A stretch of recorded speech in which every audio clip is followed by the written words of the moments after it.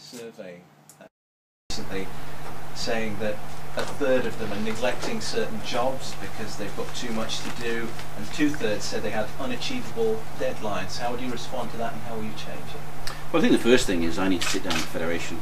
I've been announced as the Chief Constable today. I'm probably not going to start properly till about early June, but you know, on that key list of stakeholders is not only the Federation but Superintendents Association, Unison, because I think it's fundamental for any good service delivery that you involve your staff in any decision making going forward. There are other areas of concern I know within that Federation survey, and I want the Federation to work with me and the Commissioner to make sure we provide a really good response to the concerns raised in that report. Thanks. What do you see as your main challenges?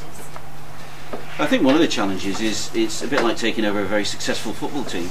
You need to make sure we keep winning the championship, and you can only do that really knowing that some of the challenges around austerity and the fact that some of our partners are in that same kind of difficulty with funding, that we work closely together to identify the things that really do have an impact on people's lives. One of those is how you actually protect people who may be suffering from domestic abuse or who are victims of violence, wherever they suffer from it. But part of the solution is policing. The wider solution is actually working with health, education, probation, social services to make sure that we identify the people who need real help. And the other challenge for me is to make sure that people realise when they come to North Yorkshire, if they're going to break the law, that we're going to put them before the court.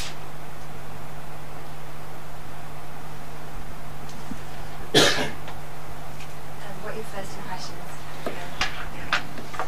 Oh, first impressions of North Yorkshire. It's not the first time I've been. I have holiday here before, as along with 7 million other people annually. It's a beautiful part of the world.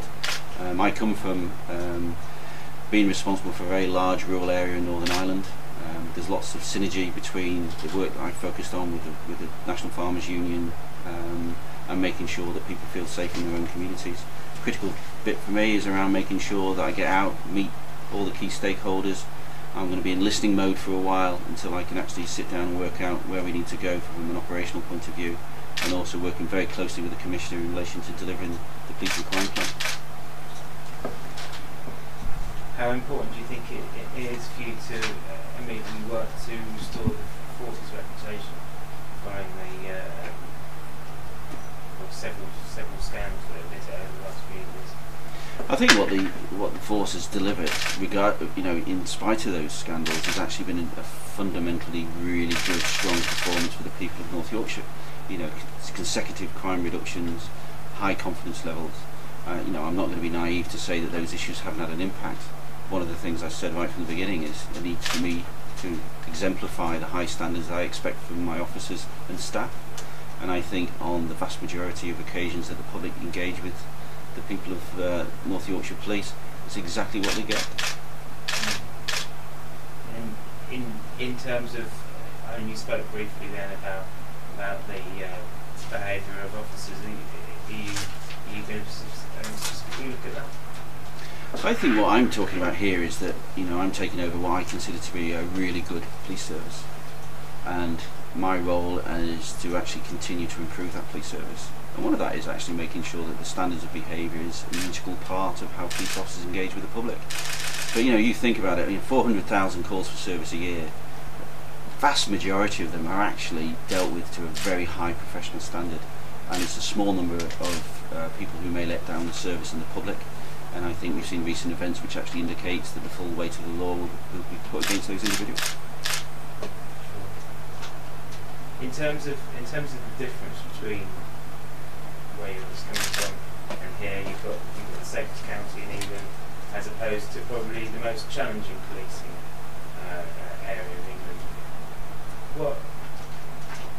How do you marry those two facts? Well, I think policing generally is the same the world over. There's the obvious security situation in Northern Ireland that doesn't relate to here. But as I said, I'm very used to dealing with rural communities, their concerns. Market towns, very, very, very similar sort of geographical spread. But it's also around, the Chief Constable is about making sure that the people that you work with have the tools and equipment to do their job properly, that they get the support and the funding and the resources from the Police Crime Commissioner, to actually deliver a really good service. And my experience elsewhere has been delivering quite significant change, protecting the frontline service delivery, because actually fundamentally that's what the public want. And one of the key things I've learned in my experience in Northern Ireland is the fact that there's very challenging communities, but you can still reach into them and you can still find out what it is that they want from a good police service and deliver it. And I hopefully will bring some of that experience to build on the success of North Yorkshire Police already.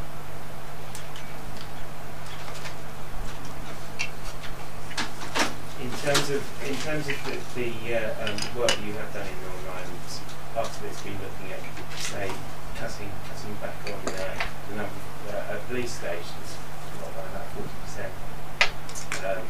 Would you be comfortable with looking at sort of service changes similar here? I think we have to recognise that we are in austere times, and there's going to be some challenges going forward in relation to what we can afford to do. I think fundamentally policing isn't delivered by buildings, it's delivered by police officers, and my number one priority is to maintain as best I can the operational capacity and capability of the organisation with effective number of neighbourhood officers, PCSOs, specials and volunteers.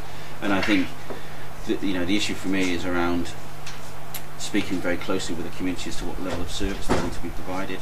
Now, it may well be that some of these premises may not be, financially viable or wanted, but I actually think that's a joint issue with the Commissioner in relation to what kind of service delivery we want to deliver. And all bets are off to some degree, because fundamentally you have to look at how you deliver your whole service to make sure you protect what's absolutely a non-negotiable, which is around how you actually keep the police officers in the community providing the service that the public want. Yeah. Going back to some comments from the Federation, and no doubt you've seen they were talking about how Tim Magic was a popular choice. So how are you going to set about winning over the support of officers? Well, I think ultimately, and I pay tribute at the Police Crime Panel and here today to the leadership of Tim, and actually me and Tim met for a couple of hours last night and had a really good productive meeting. And I think officers realise that what's required for the service going forward is some sustainability in command and leadership. And I will be going out and meeting with all my staff and listening in the same way that I'll be going out listening to the community. And hopefully they will realise that I'm here, it's not an individual thing, it's not a popularity contest. It's actually around me being responsible to deliver an effective service for the people of North Yorkshire. Yeah. Some senior officers have been saying to me that they've applauded your selection in the fact that you've got a very strong background in investigation, and you'll have that intuitive sort of side and knowing how investigations are going to be run. What would you say about that? I think, and I would say this one night, but I think the Police Crime Commissioner was looking for a balance between somebody who's got good neighbourhood policing experience and delivered real change and delivered performance over the years, with an ability to actually look at the serious and organised crime, the child protection issues, and have that kind of investigative background as well. I hopefully bring an all-round kind of operational experience in some of the most challenging areas of UK policing. It means I can ask the right questions, hopefully, in all areas of my responsibility, and obviously constitutionally provide the best advice to the Police Crime Commissioner.